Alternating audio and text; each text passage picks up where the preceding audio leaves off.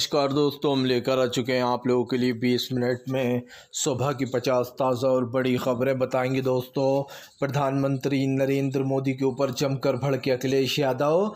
कहा, जो लोग महिलाओं के अश्लील वीडियो बनाते हैं उनका समर्थन करते हैं नरेंद्र मोदी। आखिरकार क्यों दोस्तों प्रधानमंत्री नरेंद्र मोदी के ऊपर भड़क गए राहुल गांधी।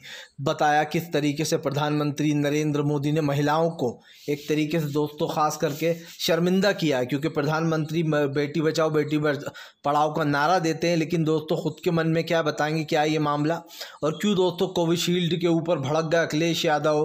कहा, फिलहाल इस वैक्सीन को लगाने के लिए बीजेपी ने लोगों को ज़बरदस्ती वैक्सीन ठुकवाई थी। और कैसे दोस्तों आप समझिए, बीजेपी का सूरत वाला कांड फंसा और सूरत में जो इंदौर जैसा कांड करना चाह रहे थे उस पर भी लगी रोक। बताएंगे क्या है ये मामला निर्विरोध चुनने वाला।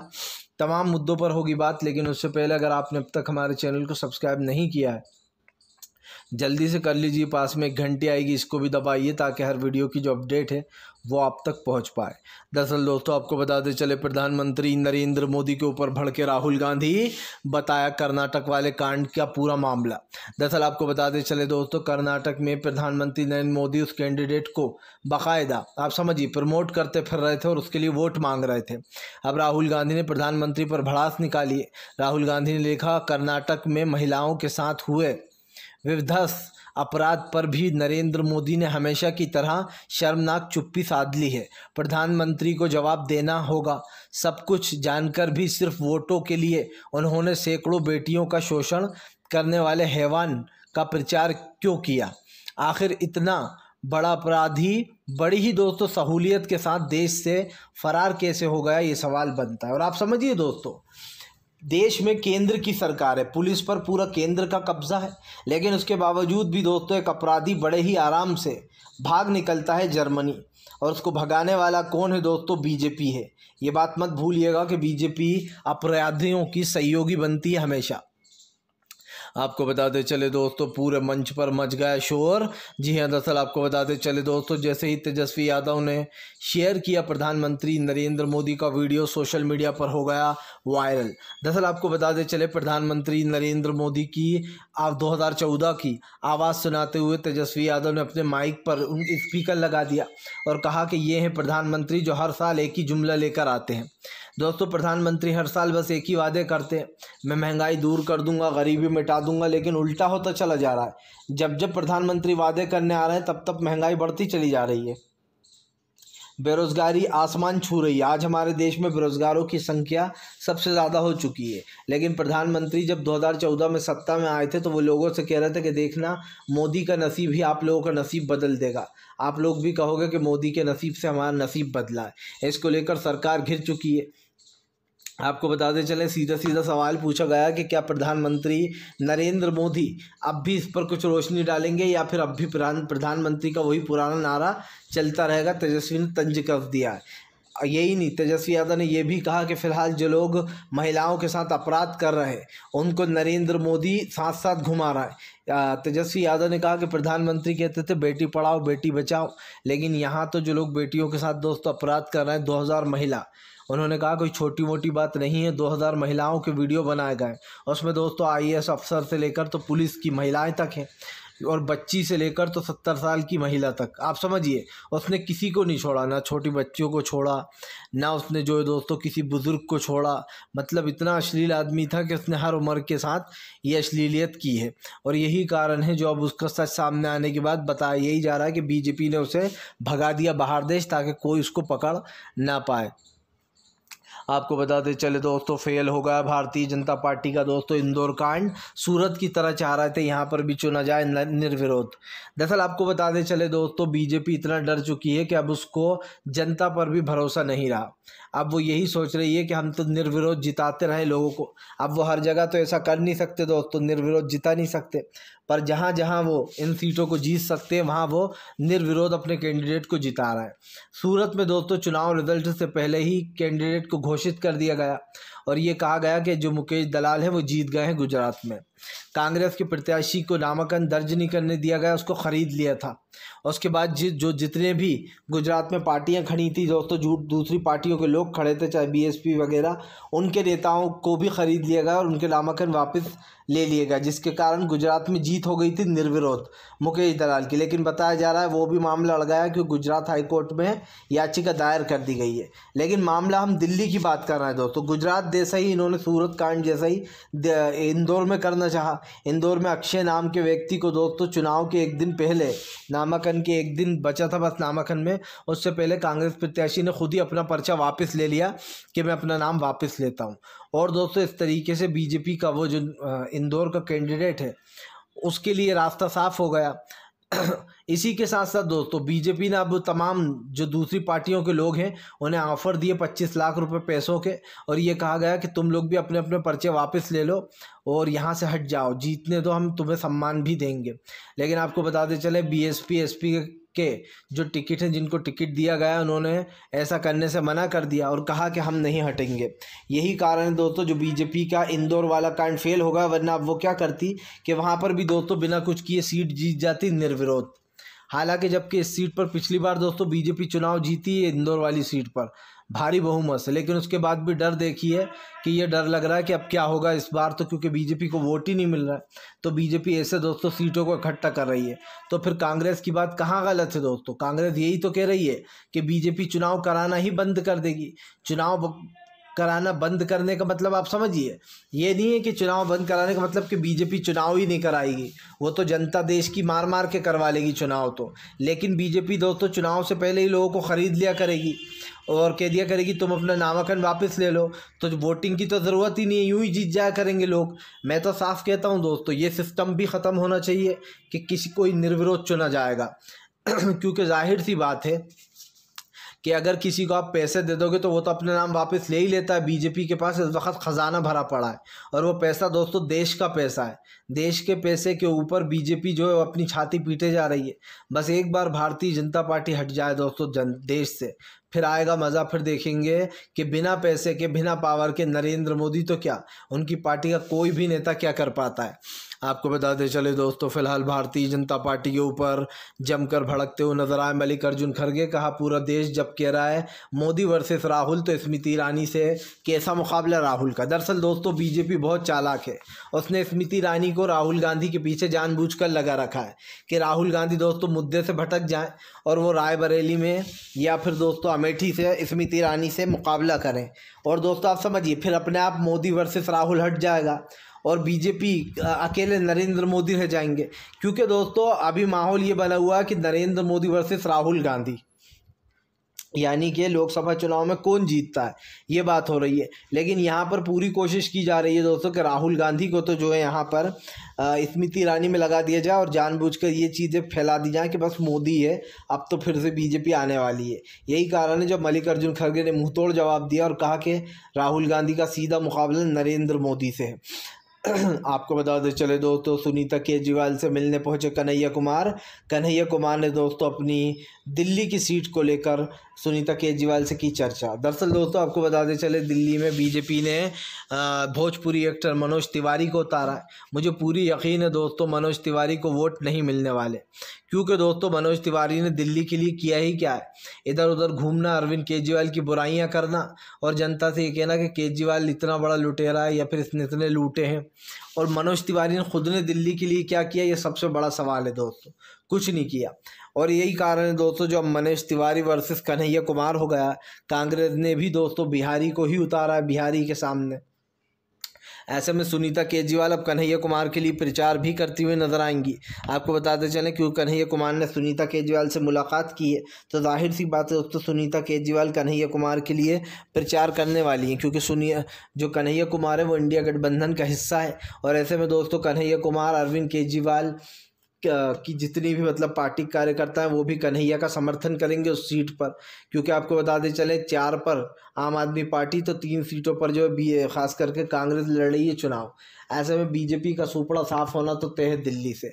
अब की बार देश की जनता जान चुकी है दोस्तों कि इस देश का प्रधानमंत्री ना बेटी बचाओ ना बेटी पढ़ाओ पर विश्वास करता है, क्योंकि प्रधानमंत्री देश के खुद ही और ऐसे लोगों को प्रमोट कर रहे हैं दोस्तों जो कई महिलाओं के साथ यौन शोषण कर चुके हैं। तो ऐसे लोगों पर क्या भरोसा किया जा सकता है, सबसे बड़ा सवाल है। दूसरा सवाल दोस्तों, प्रधानमंत्री की बातों से जनता पक चुकी है। सब जान चुके हैं कि प्रधानमंत्री के सब सारे जितने भी जो चीज़ें हो रही हैं सबका सब एक नाटक है दोस्तों।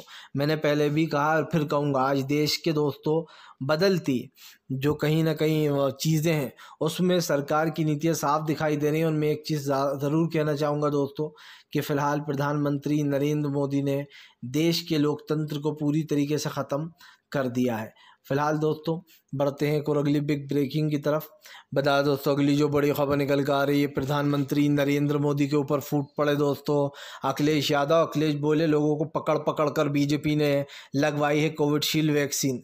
दरअसल दोस्तों कोविडशील्ड वैक्सीन में बहुत सारे साइड इफ़ेक्ट हो रहा है जिसके कारण लोगों को हार्ट अटैक और ख़ास कर ब्रेन हेमरेज जैसी बीमारी हो रही है।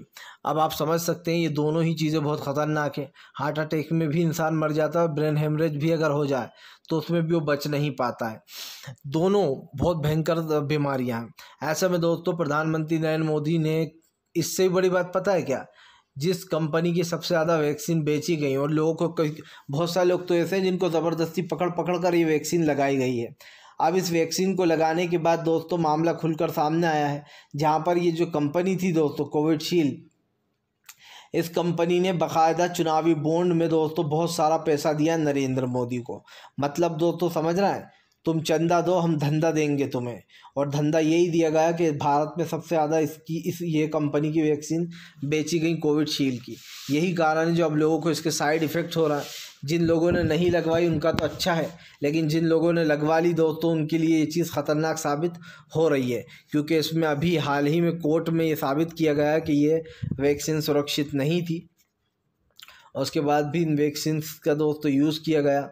हम आपको बता दें चलें, अगर आपने भी ये वैक्सीन लगवाई है तो ज़रा सतर्क हो जाइए, क्योंकि भाई इसके साइड इफ़ेक्ट हो रहा है, भयंकर हो रहा है। और बहुत सारे लोग हैं जिन्होंने वैक्सीन ठुसवाई है दोस्तों।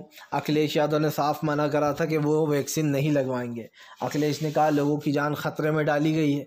अखिलेश ने कहा मैंने साफ कहा था कि पहले बीजेपी वाले खुद लगवाएं तब हम लगवाएंगे, हमें बीजेपी पर भरोसा नहीं। और वो बात सच साबित हो गई। आपको बता दें चले दोस्तों, फ़िलहाल भारतीय जनता पार्टी के ऊपर जमकर भड़कते हुए नजर आए दोस्तों जो है यहाँ पर तेजस्वी यादव। तेजस्वी ने बीजेपी को जमकर लपेटा। तेजस्वी यादव ने प्रधानमंत्री को घेरते हुए कहा कि प्रधानमंत्री नरेंद्र मोदी ने सिर्फ देश की महिलाओं को ही नहीं बल्कि देश के हर एक इंसान के साथ छल किया है। तेजस्वी यादव ने सवाल उठाते हुए कहा कि प्रधानमंत्री नरेंद्र मोदी ऐसे लोगों का प्रचार क्यों कर रहे थे जिन लोगों के ऊपर दोस्तों इतनी सारी महिलाओं के, आप समझिए, पोर्न वीडियो बनाए गए हैं, इतने अश्लील वीडियो बनाए गए हैं दोस्तों कि जिसकी कोई हद नहीं है। ऊपर से वो लोग हाथ पैर जोड़ती थी दोस्तों महिलाएं इसके कि हमें जाने दो, छोड़ दो, लेकिन ये नहीं मानता था, ये वीडियो बनाता था दोस्तों उनके साथ। और आप समझ सकते हैं कि फ़िलहाल ये कितना कैसा आदमी होगा जब वो कैमरे पर ऐसी चीज़ें कर रहा है, तो कैमरे के पीछे और भी ख़तरनाक होगा। क्योंकि जाहिर सी बात है जैसे लोग दोस्तों गंदी नाली के कीड़े होते हैं जो नाली में ही सुरक्षित रहते हैं।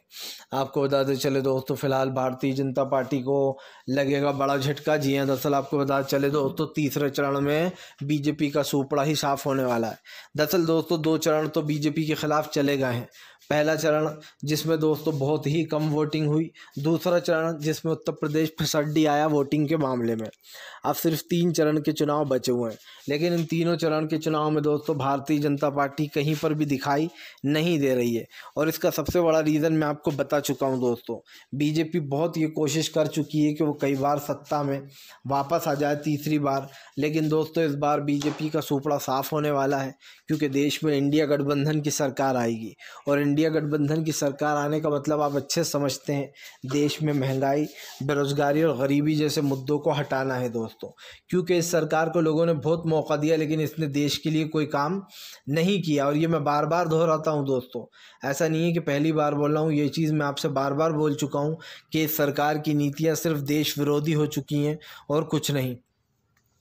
आपको बताते चले दोस्तों, प्रधानमंत्री नरेंद्र मोदी के ऊपर जमकर भड़कते हुए नजर आए असदुद्दीन ओवैसी बोले फिलहाल प्रधानमंत्री नरेंद्र मोदी ने देश की महिलाओं के साथ धोखा किया है। महिलाओं का अपमान करने वाले का प्रचार करके प्रधानमंत्री दोस्तों बुरे फंस गए। हर तरफ से हर नेता बीजेपी को इस मामले पर घेर रहा है। यही नहीं, प्रधानमंत्री को लपेटे हुए लेते हुए असदुद्दीन ओवैसी ने बीजेपी के ऊपर हमला बोला। ओवैसी ने कहा कि प्रधानमंत्री जो यहाँ पर लोकतंत्र की बातें करते हैं, लेकिन क्या सच में दोस्तों देश में लोकतंत्र बचा है? अगर बचा है तो फिर वो कहाँ है?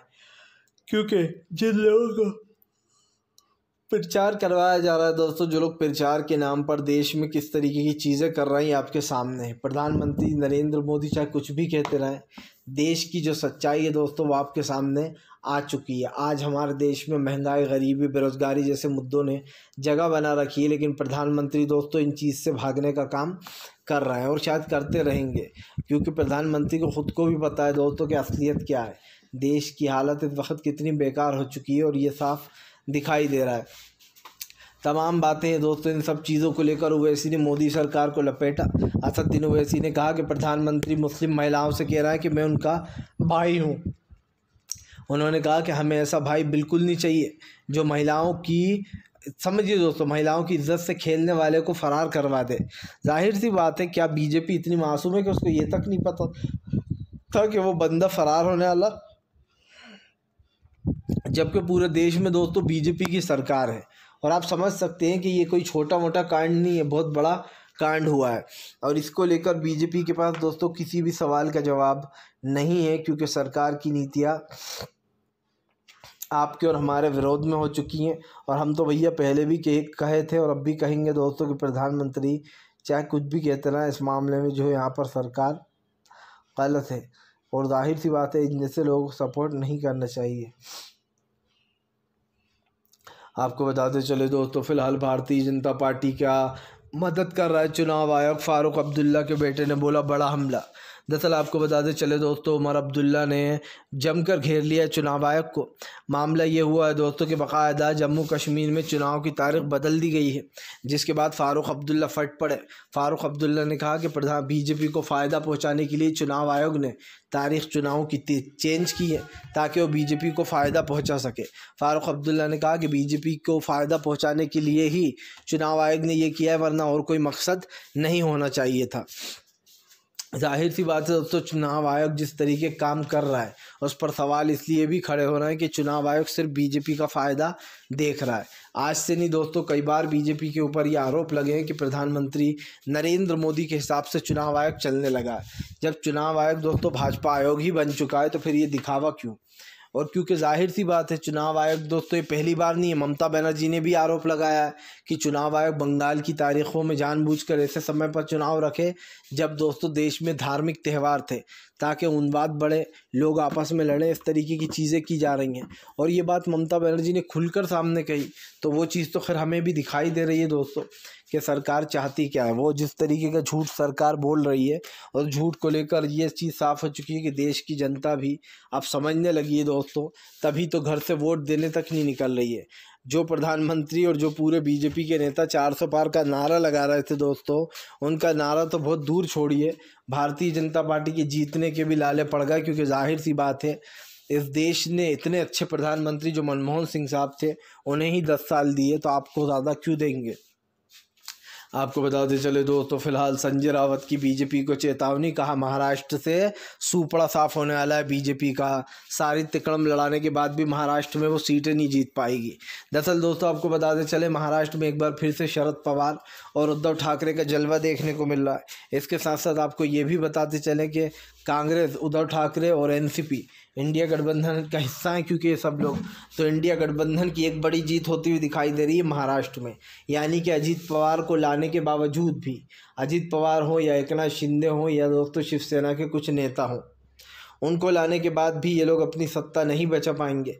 जाहिर सी बात है, पहले लोकसभा में सूपड़ा साफ होगा, उसके बाद विधानसभा, क्योंकि सरकार ने बहुत कोशिशें की हैं दोस्तों, उसके बाद अब इनको बड़ा झटका लगेगा। और ये चीज़ होना भी चाहिए थी, क्योंकि हमने कई बार इस चीज़ को कहा है कि फ़िलहाल ऐसी सरकार जो देश के लिए काम ना करे या फिर दोस्तों सिर्फ घूमने फिरने में ध्यान हो, ऐसे लोगों को वोट नहीं देना चाहिए। और वोट क्योंकि सिर्फ और सिर्फ वेस्ट होता है, इसलिए मैं इस चीज़ को बोल रहा था कि फ़िलहाल ये जो भी तमाम चीज़ें चल रही हैं।